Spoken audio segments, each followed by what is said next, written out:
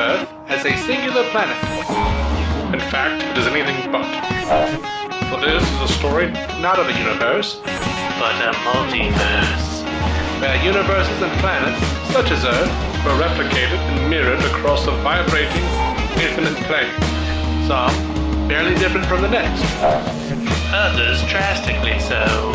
This is DC On Screen. Every week, Dave and Jason talk about the multiverse of DC properties on film and television. But be warned, if it's been officially released, you can expect they'll spoil it.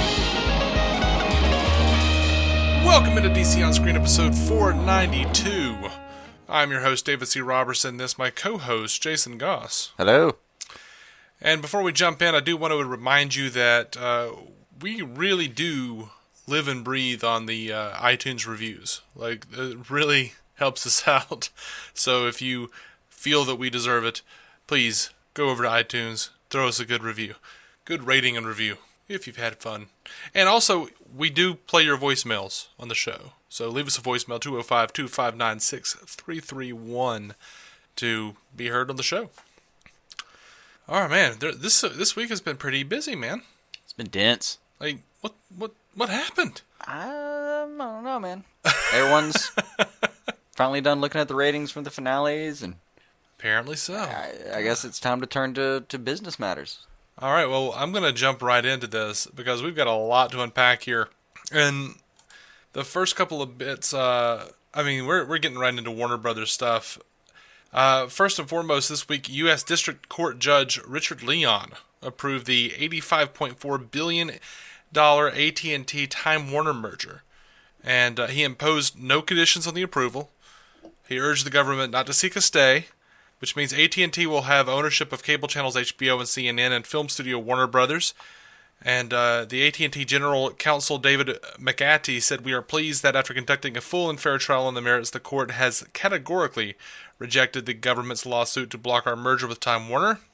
We look forward to closing the merger on or before June 20th, so we can begin to give consumers video entertainment that is more affordable, mobile, and innovative." After the announcement, shares of Time Warner jumped about 5% in extended trading. Shares of AT&T dropped as much as 2%. Assistant Attorney General Macon Delrahim said the Justice Department was disappointed, said, "We continue to believe that the pay TV market will be less competitive and less innovative as a result of the proposed merger. We will closely review the court's opinion and consider next steps in light of our commitment to preserving competition for the benefit of American consumers."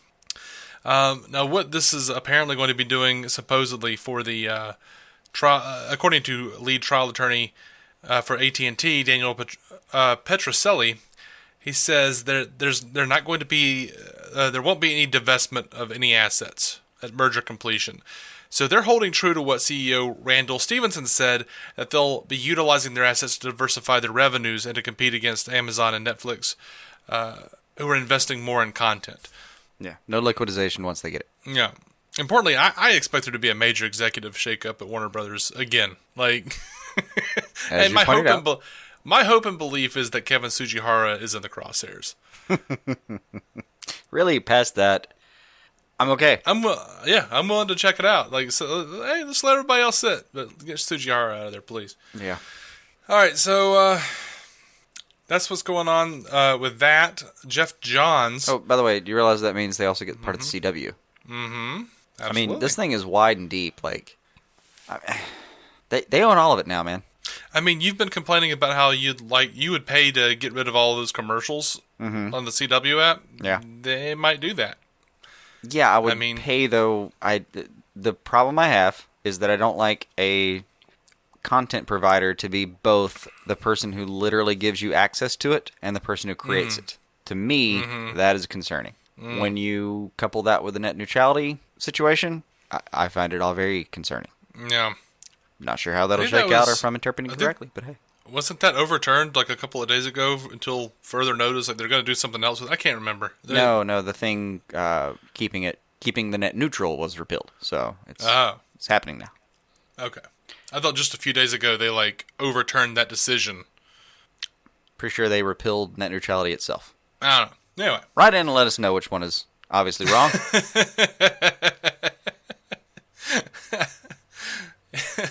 Neutrality aside, though, I don't love the idea of like the people creating the content and providing access to it. Like with Netflix, I love that they're creating their own content, but I still have to go through someone to get to them. I don't want all of the content to be with someone. Like even Google, if they had started, and I really, during the writer's strike, I really thought they were going to do it because they were new media and they didn't have the same laws. They could have done it. Yeah.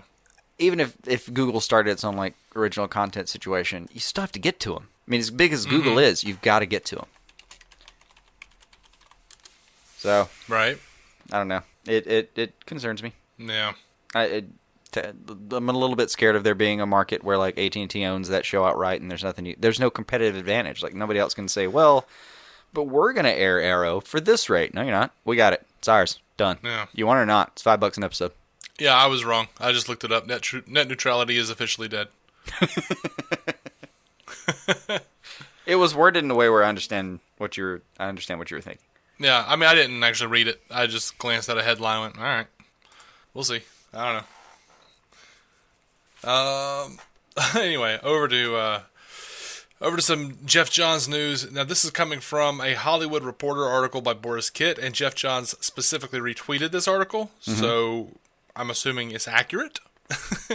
And Geoff Johns even wrote, very, very excited for what's ahead, madghostproductions.com. And Mad Ghost Productions is his new production company. If you go over there, you'll find some interesting things. They've got it divvied up into like films and television and comics. And when you go over to the film side, you will see that he is working on the Green Lantern Corps movie. And it does say in the description that Hal Jordan and Jon Stewart are going to be in that film. They're specifically mentioned. It does. Something bothered me about it, though. Hold on. Let me find it real quick for you. Okay. Mad Ghost Productions. Where are you, buddy? It's madghostproductions.com. Well, now I just have to type the whole thing. You'd think it would come up a little higher right now, but no. Got a .com it. Let's see. It was under film. Do love the thing. Yep, right under there. Green Lantern Corps. Once of DC Comics' greatest superhero universes. The film will feature Hal Jordan and Jon Stewart. Great breaking news, but come on, man. It's a pretty simple site. Just fix the one thing. Yeah. I feel shitty. I'm excited about everything he's doing right now, but just come back and... Has no one told him? Geoff, hey, by the way, you've got a typo. Yeah, maybe someone has. I'm sure someone has at this point. Go work on that. So anyway, the headline is Geoff Johns exit DC Entertainment for writing and producing deal. I've seen a lot of anti-Geoff Johns people, a lot of people who blame him for Justice League. Very excited about this. Very excited that he's gone. They just read the headline. And went, oh, the witch is dead. The witch is dead. Right? Yeah. But whether I want you to know the headline is not Geoff Johns fired from DC Entertainment.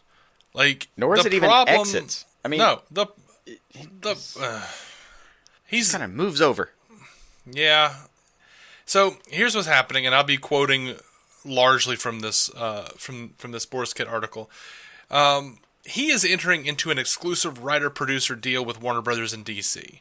He's launching his own banner, Mad Ghost Productions, where he will work on content for films, television, and comic books. He will also have his hand in current DC properties as well as new and reimagined creations. He's doing more of the things you had a problem with him doing. He's creating. He's writing. I laughed at the idea. I saw the same thing. Everyone so excited and thought, oh, God, when they read this, they're going to be frightened. They doubled down on his influence. Yeah, if anything, like, what they are literally taking him out of the boardroom. And putting him in... not to bog him down with responsibility, and instead told him to write, Geoff, write. Yeah, the responsibility was tying his hands. Yeah. That's what you wanted. Yeah. Anyway, I like Geoff Johns as a writer. I'm fine with him creating more. I have no problem with it. DC Entertainment publisher Jim Lee is going to be taking over the chief creative officer position while maintaining his publisher duties with Dan DiDio. Still good John's for him. John goes back from the executive ranks to the creative world, a realm which he never truly left.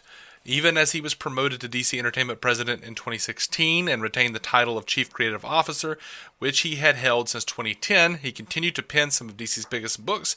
More impactfully, he was key in launching the TV empire based on DC's heroes, co-developing the CW's most successful superhero show, The Flash, and with Peter Roth and WB-TV, launching Supergirl and Black Lightning, among many others. The move, in essence, unshackles Johns from the boardroom and positions him to be a major force and supplier for content, just as Warner's needs and demand, and audience demand for that sort of material rises like a mercury on steroids, the article says. I took on a role at DCE because I love the characters and this universe more than anything, but I want to spend my days writing and on set, Johns said Monday in a statement. I'm thrilled to get back to a more hands-on, creative role. It's a dream job on dream projects, reaching even deeper into DC's vast pantheon of characters. Oh, and you know he will. Absolutely, and they do mention Green Lantern Corps. He said, it says he spent 9 years writing Green Lantern comics, which I do remember that, and I enjoyed that. And it spin-offs and publishing events. Johns will write the screenplay and act as one of the producers on the feature film. He is already writing and producing Wonder Woman 2, and will have a co-writing and executive producing credit on Aquaman, this year's only DC offering, which is set to open in December. Geoff is a super talented writer and truly embedded in the DC universe, and his characters, Toby Emmerich says, we're thrilled that he's returning to his passion and his roots as a writer and a producer, and it's even better that he's staying in our Warner Brothers family. We look forward to working with him on Green Lantern and other projects going forward. Now, he's also helping to develop Doom Patrol with Greg Berlanti and Sarah Schechter and Jeremy Carver with Titans, and he's going to be writing, and he's going to curate a DC pop-up label under the moniker The Killing Zone on the publishing front, focusing on new and lesser-known or dormant DC characters and titles. It's kind of what he does. They basically gave him a playground. They did. They let him do whatever he wants, pretty much. He will also write a new Shazam comic series scheduled to come out this fall, as well as a comic titled Three Jokers, drawn by Jason Fabok. The latter was a project that was sidelined as John's time was taken up by executive and screen commitments. That story needs told, man. Get it going. Absolutely. Dan DiDio says Geoff is one of DC Comics' most prolific writers, and we can't wait to see what he does next, now that he will be dedicating 100% of his time to telling the best DC stories possible across all media. And this also ties into another Boris Gett article that THR, the Hollywood Reporter, put out. Warner Brothers shifts DC strategy amid executive change-up. With Geoff Johns moving over to his new production deal, Walter Hamada now has greater control over DC films. He walked into a shit show, and he's trying to clean it up, says one insider familiar with the scene. According to insiders, Hamada has spent months going over the projects in development, culling certain ones, elevating others, keeping an eye on the big marquee heroes, while also developing lesser-known characters that could pop big. That sounds right. That sounds good. This year, there is only one DC movie, they point out. December 21st is Aquaman. Next year, there's going to be Shazam. There's going to be Wonder Woman 1984, which has already begun shooting yesterday. Two potential Joker films, one with Leto from the Suicide Squad DCEU universe, then one with Joaquin Phoenix, the Todd Phillips directed Joker movie. Which is, so here, this is a scoop. This is a big deal. It's expected to begin shooting in the fall, and it's budgeted at about $55 million. And it may be launched under a new label that could be branded DC Dark or DC Black. And it should be noted that DC Black label is a new label with the comics line in the publishing realm that offers, quote, leading writers and artists of any industry the opportunity to tell their definitive DC stories without being confined to canon. Yeah, I hate that. No, I think that's a good idea. I think Black label is a good idea. That's something you and I talked about for years. Like, they're bringing in like top tier artists and writers to do whatever the hell they want with the characters without it affecting canon. Yeah. Now, I think it's confusing, but it could be creatively stimulating in some ways with the movie line as well. I mean, I know we've talked about, like, it doesn't have to all be canon necessarily, but the one thing I wish we had with it is a little more certainty. Like, I wish we had some more earth under our feet before they started throwing in, DCU Black. I agree. I agree that there should be a little more stability. Like when they say, the Flash film is going to begin filming in 2019 or something, like I want to be able to believe them. That's a good thing because that you bring that up. That's the next thing that the article states. It says the other DC movies are leaving behind the dark and brooding palette. The Flash, which will finally begin production in early 2019 with Ezra Miller, has abandoned the somber themes it had been expected to tackle. The film now has the game night team of John Francis Daly and Jonathan Goldstein, and is looking to Back to the Future as a touchstone. And they also mention Margot Robbie's Birds of Prey and the in development Batgirl. Yet again, Harley here was we have primarily kind of comedic character almost in that. Well, not primarily for sure, but she had some fun. So they're going for. I get what they're going for. I'm not against it. Yeah. Now, there's also they bring up quote the big question mark going forward is the future of Batman. Writer-director Matt Reeves turned in the first act of a new screenplay during the Memorial Day weekend. Is set to focus on a young caped crusader, and while the studio would not comment, it is unlikely that Ben Affleck, who has played Batman in 3 features, will again don the cowl. That flies in the face of all the rumors we've been hearing that Ben Affleck was going to show up with Matt Reeves, SDCC.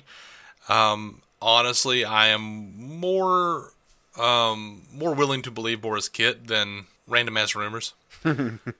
Then random ass rumors for sure, but to me, like that's the least believable part of the whole article is like sources quote, and parts of it sound more or less believable than others.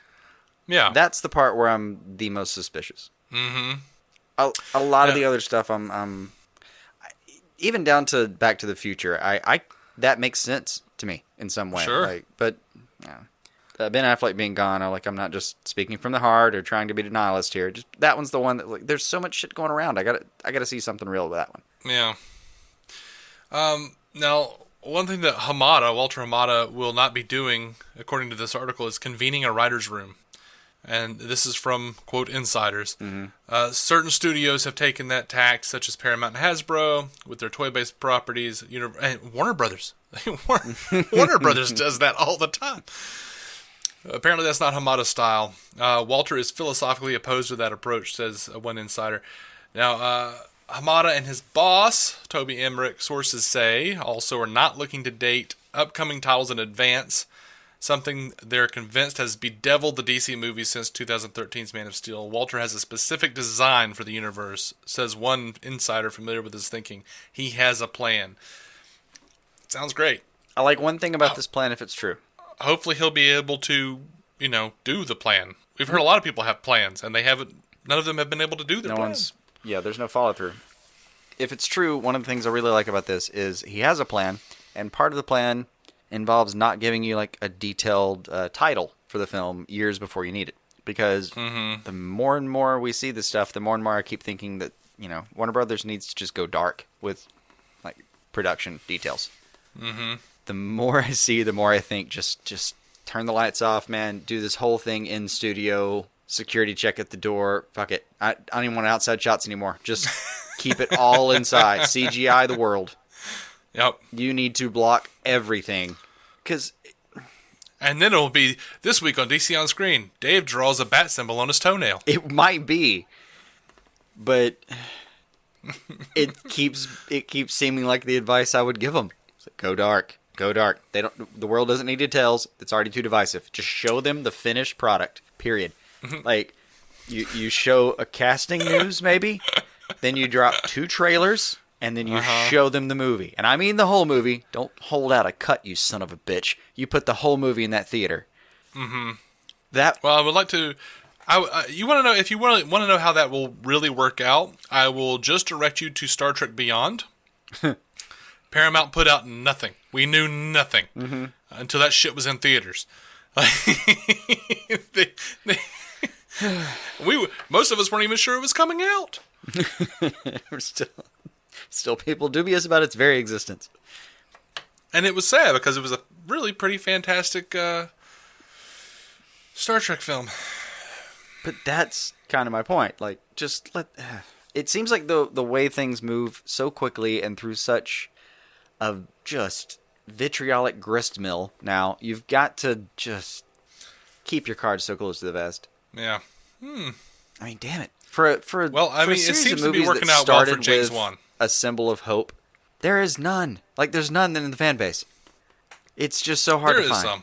We have hope. I know. Ray and Brent have hope over on Fans Without Borders. Yeah, Scott and Tim they definitely keep it have alive. hope over on Suicide Squad cast. I believe we do. There are a few of us. Yeah, I mentioned us. I swear it's so toxic sometimes. You have to like, oh man, you have to turn off Twitter and just breathe for a second. But come on. Okay. Yeah. All right. All right. So here's a piece of news that I'm excited about. WB has promoted the Justice League and Wonder Woman casting director Christy Carlson, and I think we can all agree that those casting choices were on point as hell. And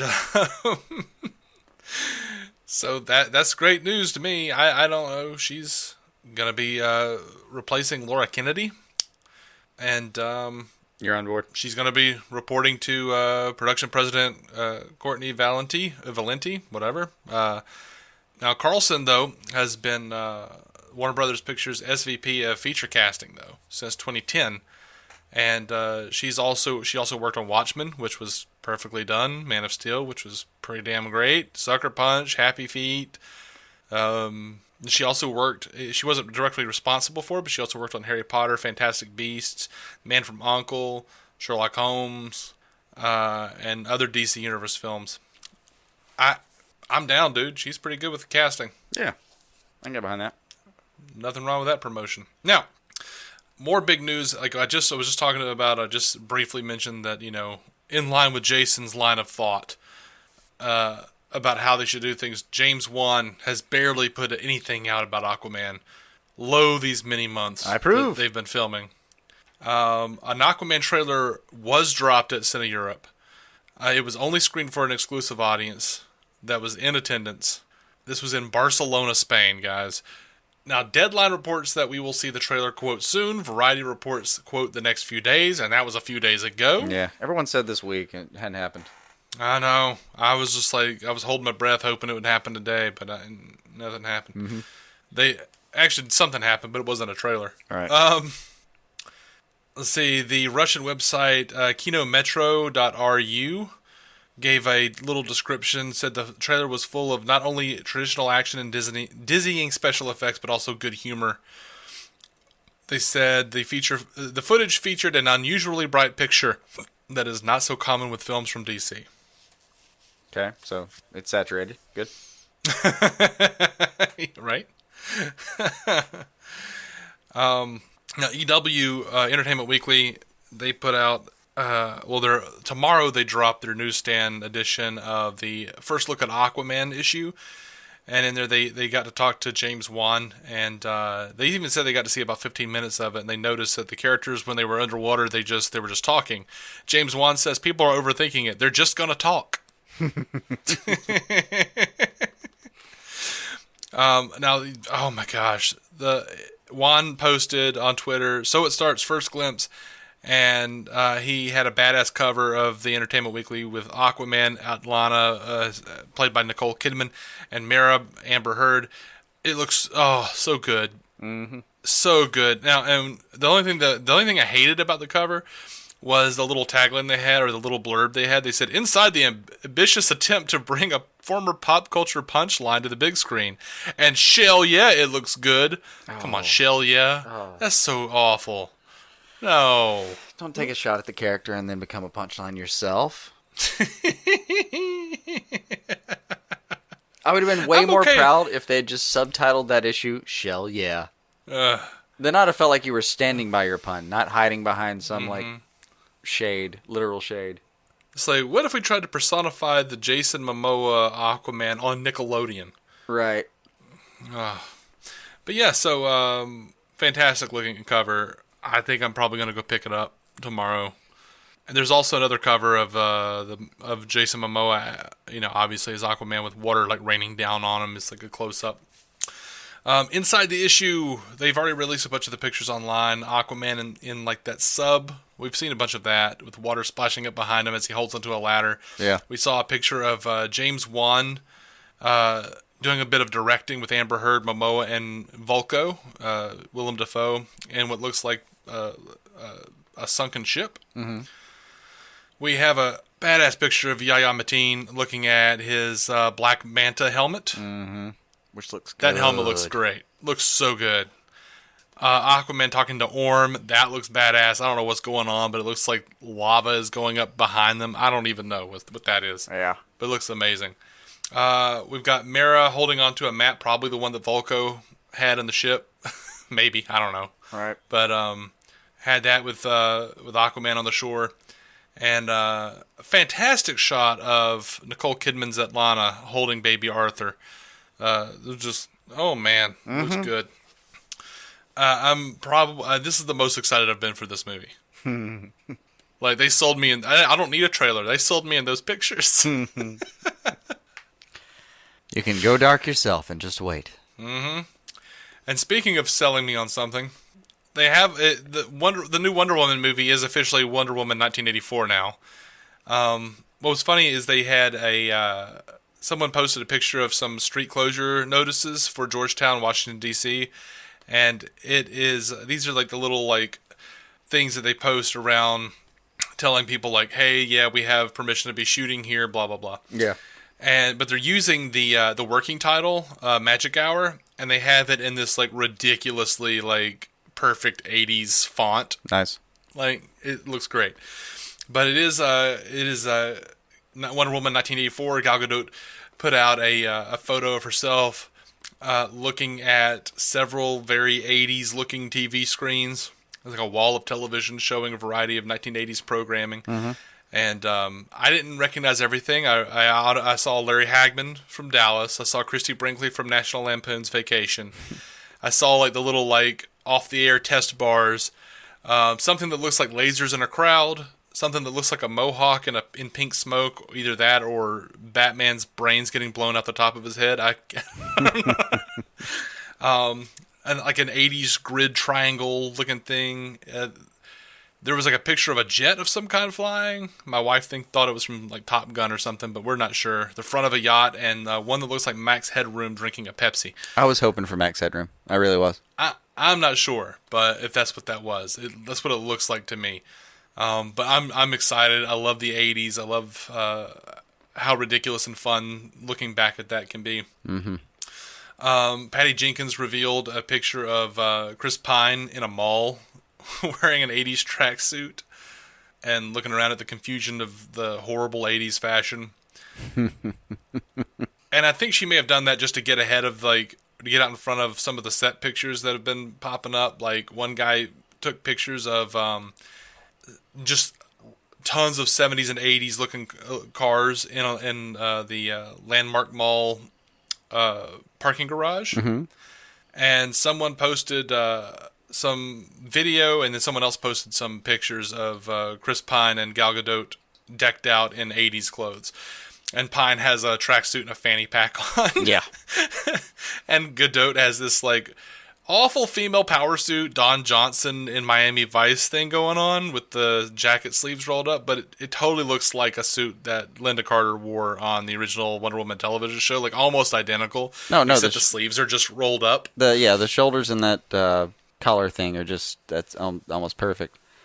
Yeah. I saw somebody respond to that picture with it was something along the lines of like, "This is it. This is the moment Chris Pine brought the fanny pack back."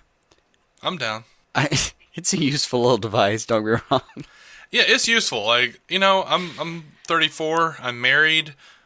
What am I worried about? Yeah. And in the event that you become a father, you were never going to be one of those that was worried about embarrassing their child anyway. I feel like just go with it. Yeah. I'll get a Batman fanny pack. It'll all be good. Yeah. Actually, they should just have like a utility belt. We should just be able to have a utility belt and that'd be cool. That'd be okay. Yeah, I know. Yeah. That's something I envy about purses. Mm-hmm. They're very useful. It'd be like that episode of Seinfeld where Jerry gets a European carry-all and it's just a purse. But he refuses to call it a purse. And someone steals it, and he's like, "Officer, someone stole my European carry-all." And they're like, "You're what?" And he's like, "My purse. I carry a purse." I mean, in college, I had what friends at the time was calling a man bag, or Ross was insisting was a man bag. Mm-hmm. I had it in college. I have it now. I've regretted absolutely zero time with that bag. It was wonderful. Oh yeah, because it's just a laptop bag now. At times I used it for a laptop, but it was damn good with a textbook. Great bag. And now someone steals it. Like, hey, look, there's a laptop bag. They steal it. They get it home. It's just nothing but like crackers. Yeah, like cheese crackers. Yeah. A couple of blue pins. I really love that bag now. I've sewn it back together. Yeah, I've got one.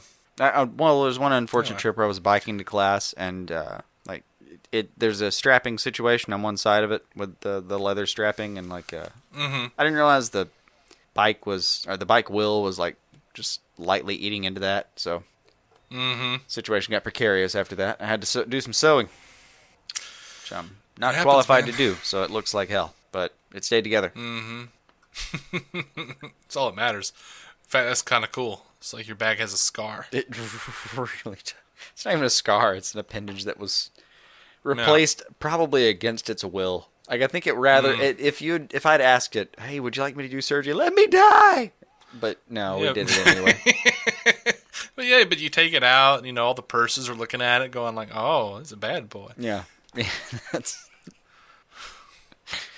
That's what happened.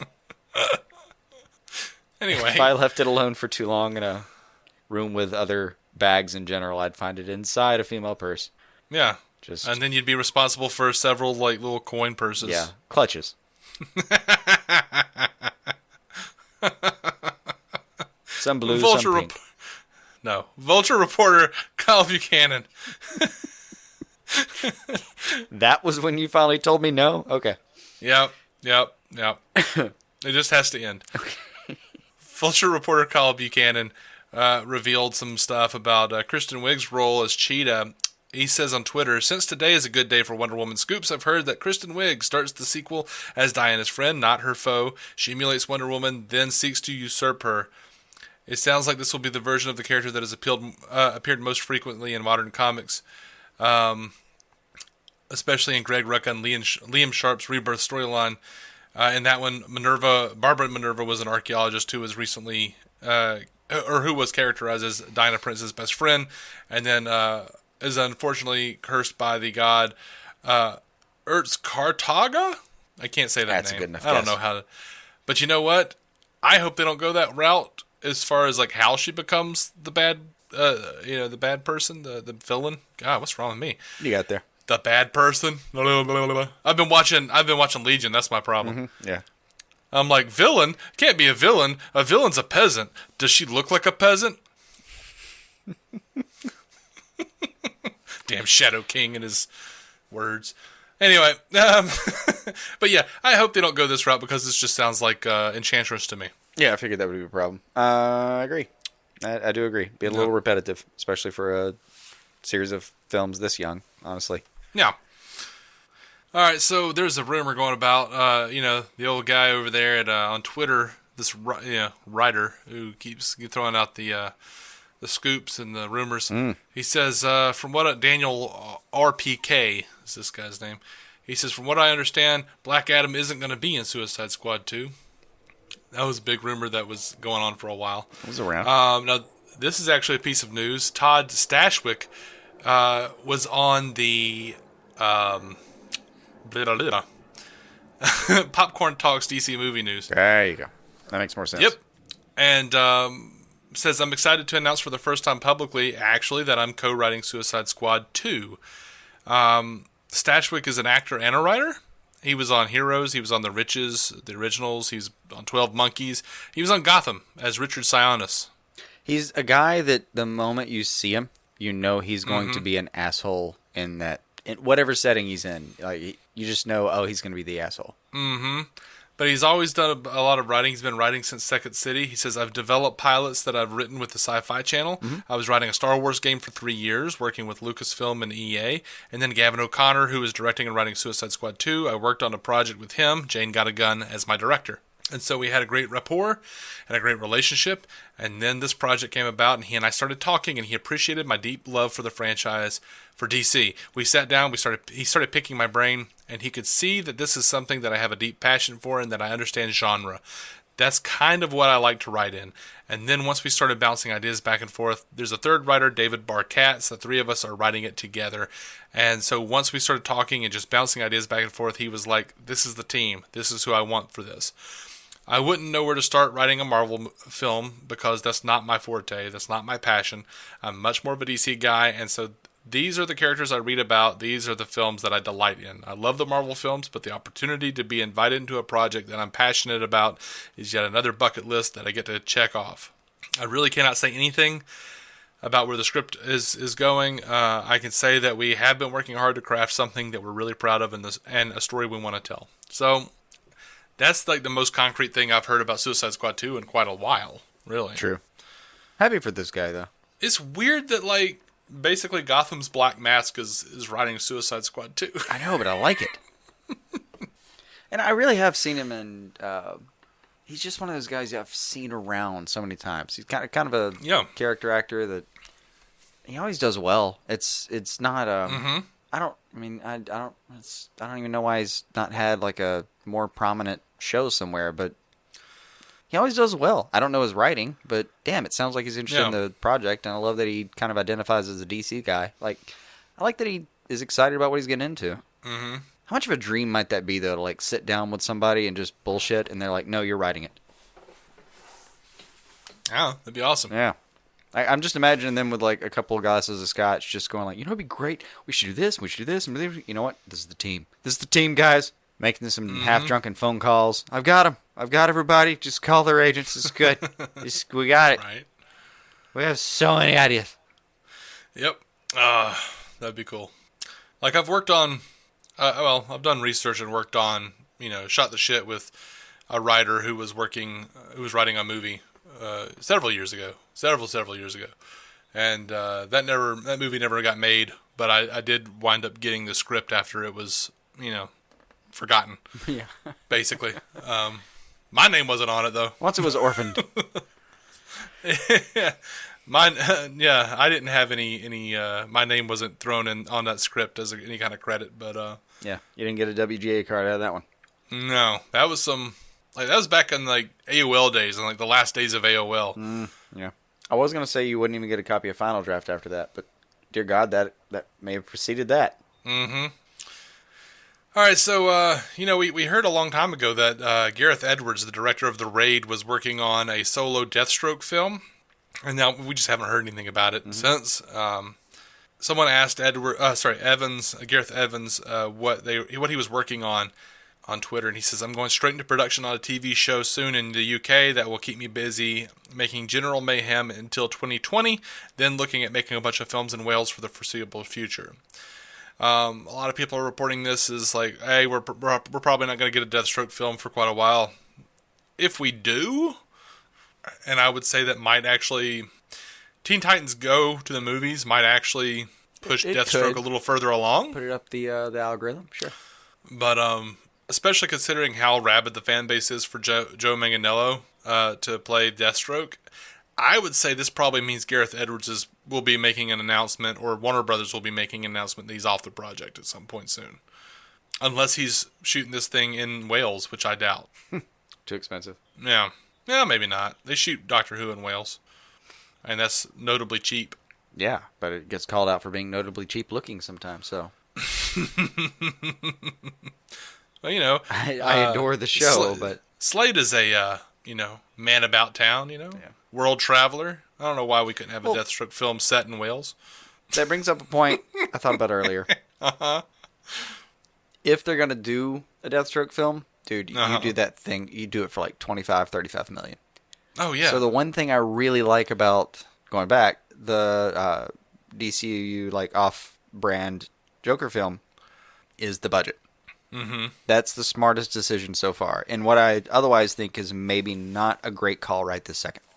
Yeah. Sure, I'm going to watch it. I want to be excited for it. But I maybe wouldn't do it right this second. Anyway, if they're going to do it, I think that's the right number. I might even pull it back a little bit. Oh, yeah. I think they should grab some of these, especially some of these non-superpowered characters who like do primarily just like action shit that's not like flying or, any kind of like real special effect. Yeah, get yourself like a Wildcat powers.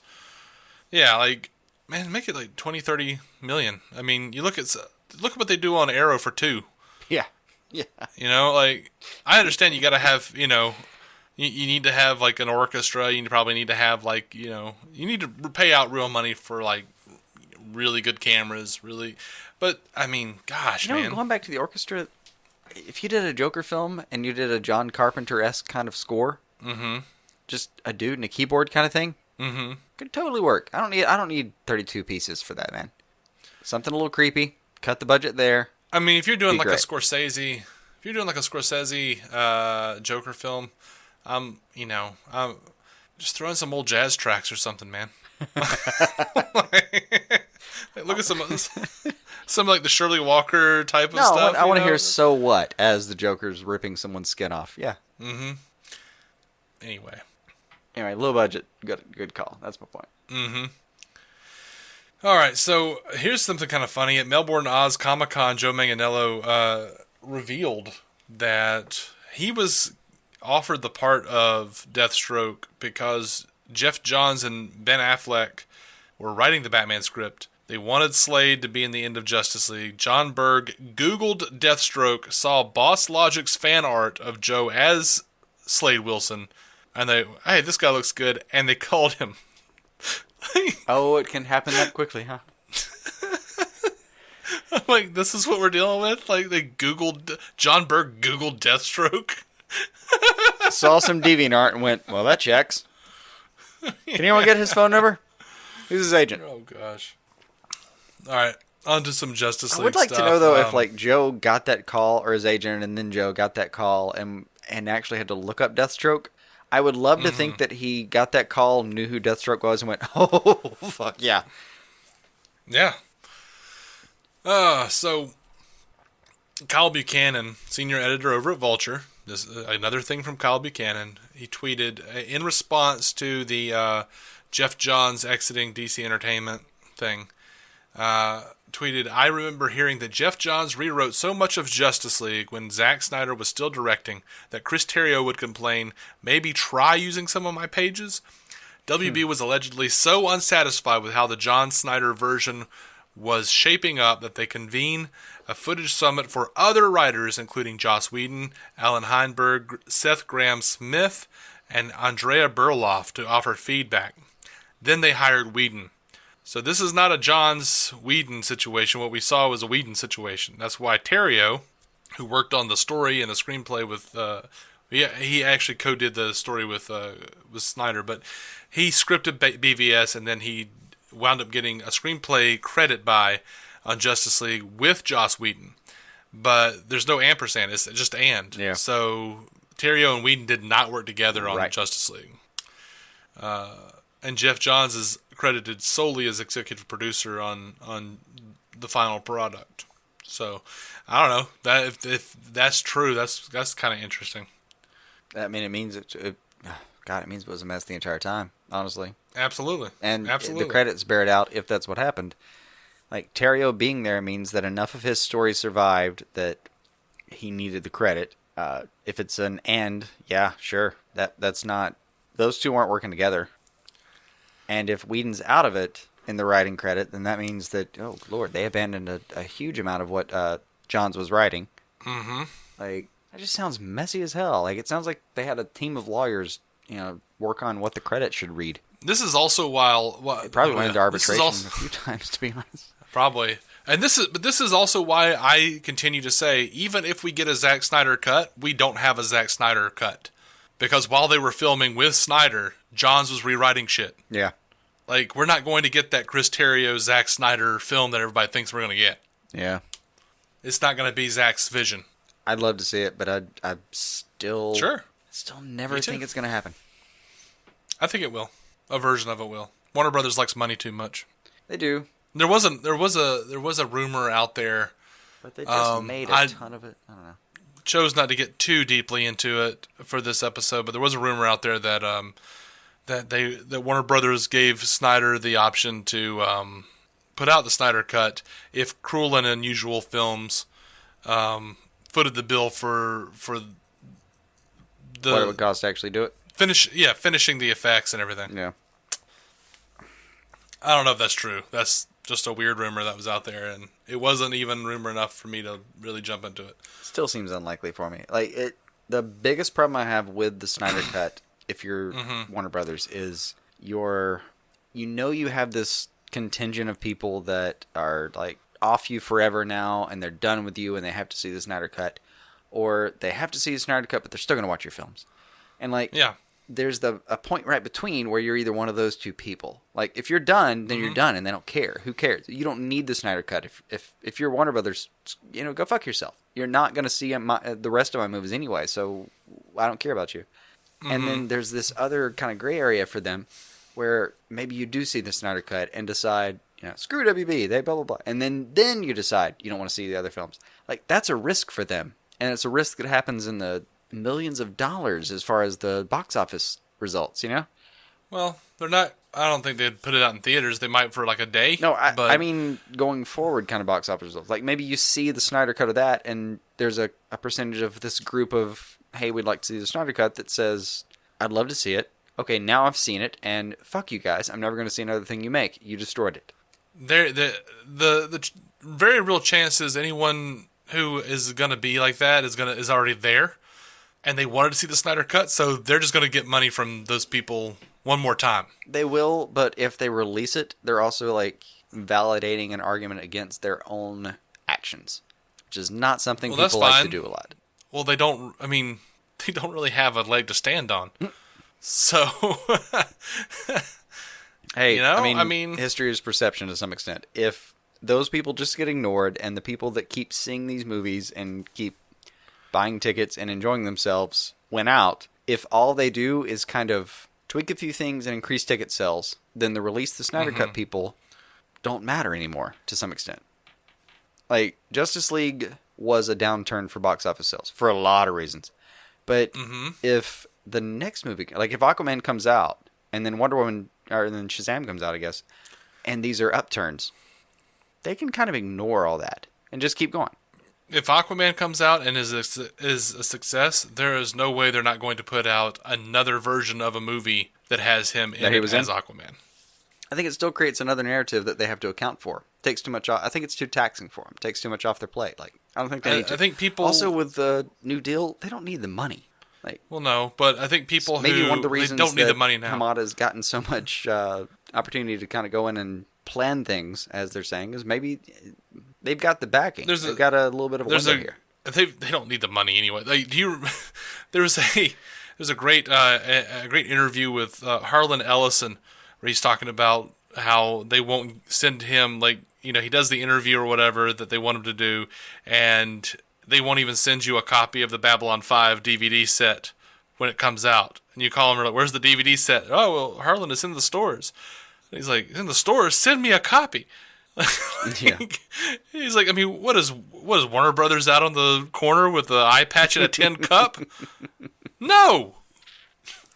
I'm not worried about him sending a copy. It's not that level by any stretch, but like, why would you create a contingent? It's just not. It's not a good way to play it for them to create another kind of universe where not only would they be creating a universe where suddenly there's this whole series of people that are validated in their belief that, like, no, this was better and you fucked it up.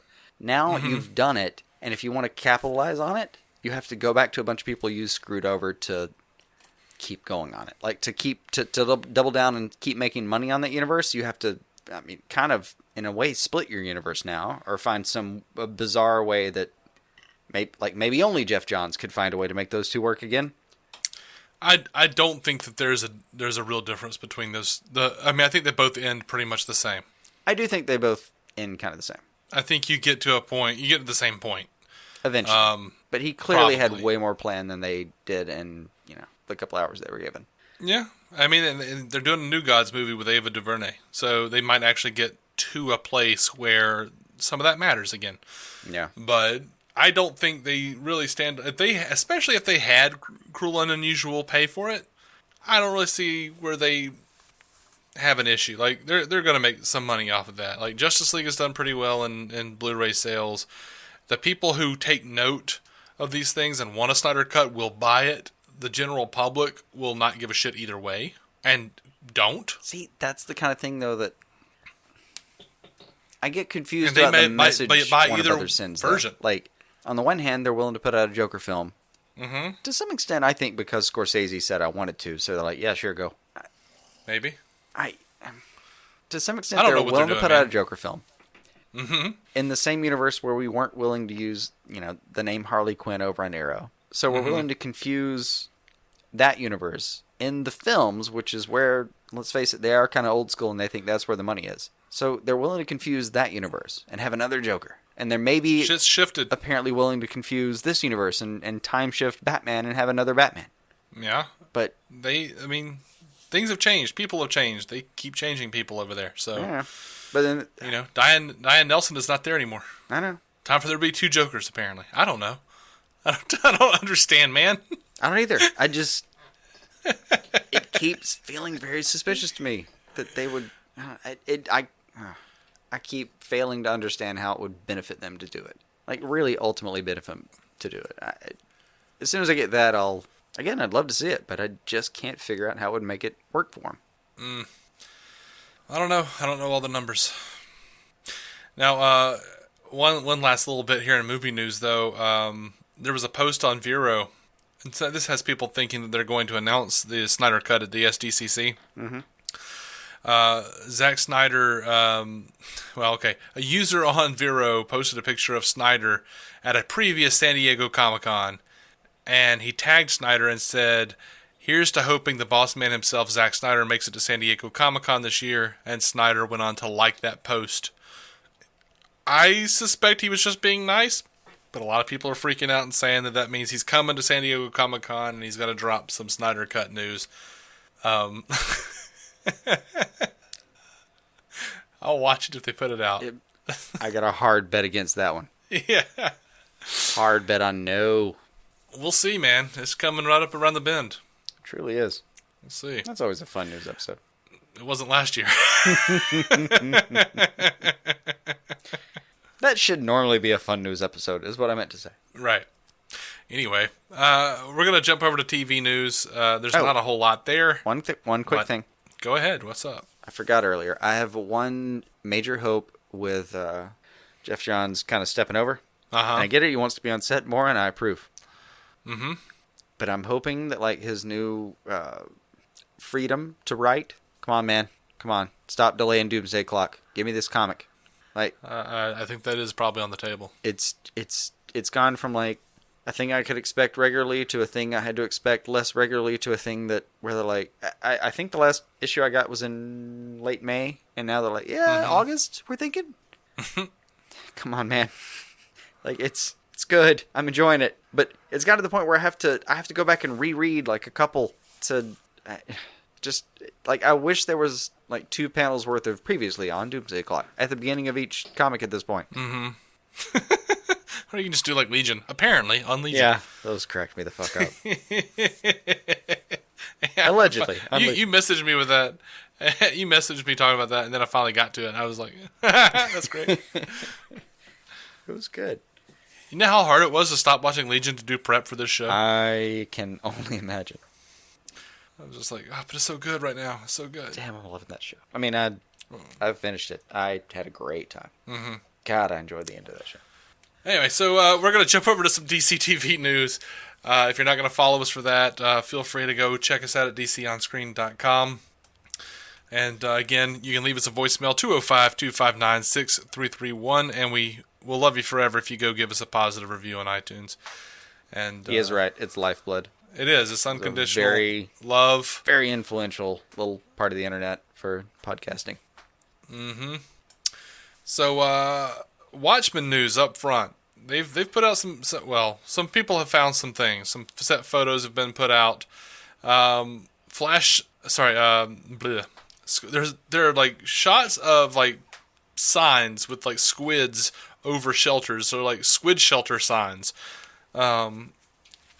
And if you'll recall, if you haven't heard previous episodes or don't know, the HBO Damon Lindelof Watchmen series is going to be set in the future of the comic, not the future of the Zack Snyder Watchmen film. So apparently there are squids and they have united humanity to some degree, and there are squid shelters. Slash Film has a newspaper that says Veidt, I assume Adrian Veidt, officially declared dead, and another article on the newspaper says Boise squid shower destroys homeless camp, kills 2. Nice. The hell is a squid shower? I don't know. I don't know. But damn it. I don't want to be a part of it. Like, in your life, do you want to shout to, the people around you, "Oh my God, it's showering squid"? No. Or, "Oh no, that squid is showering some sort of substance upon us." No, neither of these. All right, so do you know who Louis Tan is, Jason? Yes. The really fun drunken fighter on Iron Fist. All right, I did not know that. I'm going to look it up while you're talking, but go ahead. Well, Louis Tan, as far as I know, is was Shatterstar in Deadpool 2. Yeah. And he evidently, was he in Iron Fist as well? Yeah. You remember the scene with the guy who has to keep drinking? Or they kind of make him keep drinking. Anyway, fight outside. Yes, I do remember that. Yeah, well, he's got the thing strapped to his wrist and the gourd. Oh, that's dope. Yeah, it's Louis Tan. Yeah. Okay, cool. That's really cool. It's so hard for me to remember anything from Iron Fist. Dude had some moves. That was actually maybe my favorite scene from Iron Fist. That's why.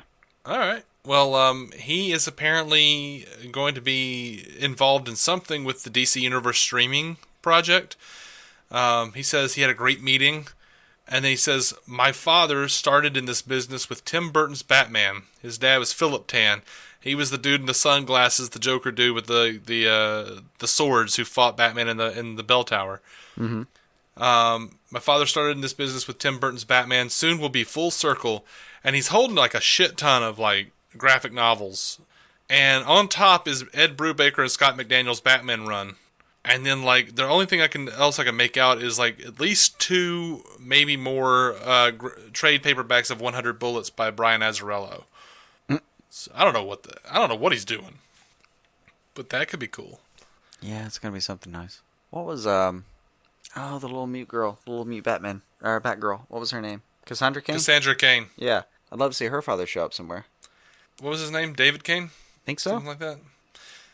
Mostly because I've wanted to see that fight show up somewhere. So if there's a way we can crowbar that in, you feel free to. I loved her. Like I think I have every issue of her Batgirl. Like I don't blame you. She was awesome. Like she was better. She was a better fighter than Batman just because she fought. That was her language. Like she. That was the really neat phrase they kept using. Was like that's just how she talked to people. And. Like you love even that like Batman understands that about her. Like that's just how she communicates. So, like they have a quick spar and he bows and she bows and they're like, okay, we're cool. Yeah, and I love the art on that book. Who was it? Damian Scott? Was that right? Is that the name? No idea. There's no way I'm gonna know that or remember it. I'm gonna look it up real quick because I'm pretty sure that's what it was. Damian Scott. Yeah, but love Damian Scott artwork, man. That was a solid book. Anyway. Sorry, I got lost in remembering how good that old Batgirl book was. I understand. The amount of bullets, though, reminded me of David Cain. Uh-huh. Yeah, what a bastard. He would be fun to see, man. Yeah, I agree. They had an interesting relationship. I wouldn't mind seeing that portrayed. Yeah. So, over to some Lucifer news. God help us all. It should be noted we are recording this June 14th. All right. I don't know how she says her name. It's either German or German. Laura German. Chloe Decker on Lucifer was at the Oz Comic-Con in Melbourne, and she basically told the crowd there's a chance that a streaming network might pick Lucifer up, and that would have to happen by June 16th. It's like we can't contractually audition for anything until June 16th, and then sadly we are free to go after that. So we're just praying it happens. June 16th is their drop dead date. Now, according to Jennifer Salk, who is the head of Amazon Studios, they have had conversations about Lucifer. She says, she tells Deadline this, "We were talking about Lucifer. I'm not sure where we are on that. I know that international, especially the UK group, was really bullish on that show. I haven't checked in on that today, which was Thursday, but I heard conversations were ongoing on that yesterday. So they might actually pick Lucifer up. It's doable. As Gurman, I think, explained, the sets are still up. Mm-hmm. I'm not going to sit here and tell you I'm excited about it. Me either. Like, those bonus episodes that were supposed to air last year, they were both, like, wonderful, and they also, like, confirmed my greatest fear. Everything goes back to status quo, guys. Everything goes back, yeah. Yeah. I don't need more of that. Mm-mm. All right, so Doom Patrol, Omega Underground is reporting that Doom Patrol is going to be shooting, or trying to shoot in the summer in Atlanta, which, Titans is shooting in Vancouver, so that's going to be, if they really want to do like a crossover at some point, that's going to be a little complicated, but they might not stay in Atlanta, and apparently they're spinning off from Titans, so, I think they should, like, really get their footing before they start doing big crossover events anyway. Yeah, I don't know. It's such a, I don't know, they've got so much control over it, they can just kind of start throwing people together and screw it, whatever. Mm-hmm. Yeah, maybe. They can go crazy. So, they can. Over on The Flash. They have a little more freedom than the other networks have had, so. Yeah. They do. Why not? Over on The Flash, Danielle Nicolette has been bumped up to a series regular for The Flash Season 5. That's Cecile Horton. Are they engaged on the show? Is that what's happening? Are they engaged, or are they just like in a living together situation? I thought it was engaged, but now I'm not sure. Yeah, I can't remember. Anyway, Joe's soon-to-be baby mama. And I guess we'll figure that out later. I don't remember what their particulars are. I feel like they're going to make honest people out of each other one way or the other, but I think we're engaged. And I feel like we're forgetting a scene that we should know. Probably. So, yeah, she's... That would have been months ago. Yeah. She is solid on the show, so I'm happy to see more of her. Yeah, she's good. We have a little bit of fan feedback from Jordan Valdez of the Multiverse Musings podcast, and 3 guesses what he's talking about, and the first 2 don't count. Mm-hmm. Here's Jordan Valdez, guys. Hey, Dave and Jason, this is Bat Jordan Valdez calling in again. We had another voicemail flummox again, but hopefully it's working and you're getting this voicemail now. That was pretty funny. Dave knows what I'm talking about. But I just wanted to pitch in and say, sort of respond again to what you were saying about my last voicemail, and say, yeah, I know Tom King's run has been very divisive. People either seem to love it or hate it. Everybody's on either one end of the spectrum or the other pretty much. And I'm certainly on the absolutely love side of the spectrum, obviously. Like, for me, it's honestly my favorite comic book run of all time. And it's just, like you guys know, I'm a huge Batcat shipper. And just seeing, he's done so many things with the Batcat relationship that I've always dreamed of seeing in the comics. So, like, for me, it's like pretty much every issue of his run has been a dream come true. And so, it's been magical, the last 2 years, but especially since I loved the first arc he did before he introduced Selena into, his run, but then especially starting with I Am Suicide and then going on from there, I mean, it's just been a dream come true for me. Dave, whenever you do get on this run, dude, definitely check it out, and I can't wait to hear your thoughts once you finally get caught up on this. As for Jason, I do really want to hear, dude, because you said you were about to read it after you recorded last episode. I got to hear what your thoughts are on Batman number 48 and what you thought of King continuing to write the Joker, because I found it to be this issue. I think is going to go down as a legendary Joker story. Like, oh my goodness, the way he wrote the unpredictability and just the sheer craziness of the Joker in that issue. Phenomenal. So I'm really eager to hear your thoughts. I will talk to you guys later. Batcat forever, from the first kiss to the last. Bye-bye. All right. So yeah, Jason, you sat me down and made me read portions of Batman 48. Oh, I let you read it. You let me read it. You were enlightened. I don't know that I was enlightened. It was fun. Damn it was good. It's all right. 48 is, I'm going to remain as spoiler-free as I can. Mm-hmm. Basically, a Joker monologue. Mm-hmm. That is, man, it incorporates so many wonderful aspects of the Joker. Like, as he pointed out, the unpredictability. Like, I have adored the idea that he just showed up at some dude's house because random shit equal random, therefore, you know, like, that is some scary shit. And they do it again this time, where he shows up somewhere, does a thing that he thinks should attract Batman because, well, it should.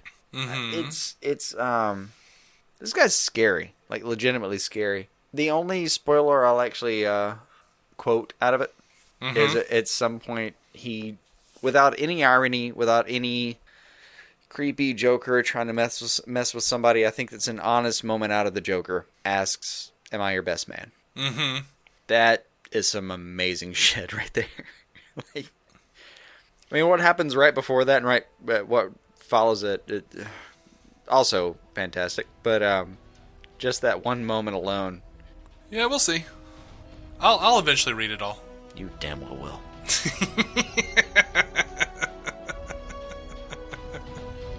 We're gonna go now. Feel free to call us. Leave us a voicemail, 205-259-6331. Until next time, keep some DC on your screen.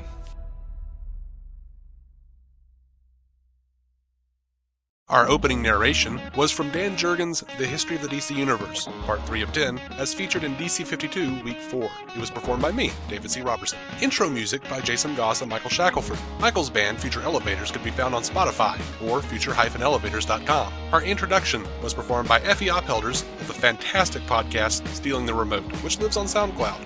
It can also be found on iTunes and Stitcher.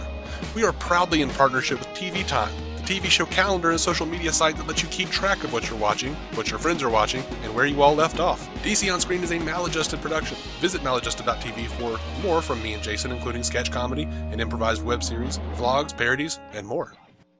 Are you maladjusted? We all love the low country lifestyle, which is why we should do our best to protect it. To get insurance that helps you protect your home from whatever the low country throws at you, contact CT Lowndes & Company today. Their local agents can review your coverage to help make sure you're properly protected. CT Lowndes & Company has been helping protect and insuring the low country since 1850. Visit ctlowndes.com to learn more and request a quote. That's CTLOWNDES.com.